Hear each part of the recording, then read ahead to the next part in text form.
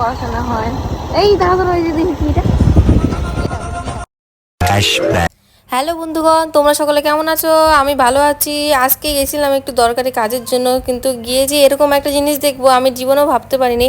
তোমরা সকলে দেখো, আজকে তোমাদেরকে দেখাবো জিনিসটা কি। এটা একটা স্কুল আমাদের এখানে জুনিয়র স্কুল, এটা ভালোই পড়াশোনা হয়। এই দাদা ওই যে দেখি এটা। এই যে আবার দেখতে চলে আসলাম, দাঁড়া দাঁড়া মানুষের বাচ্চা কি আছে, পেট নাকি পেটের বুড়ি।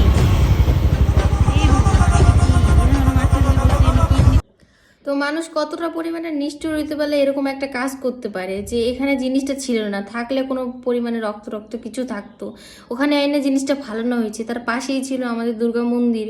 কিন্তু মানুষ এরকম কাজগুলো যে কেন করে, আমি জিনিসটা দেখে কিছু বুঝতে পারি না যে জিনিসটা কী ছিল। তোমরা যদি জানো তাহলে কমেন্ট করে জানাও জিনিসটা যে কী।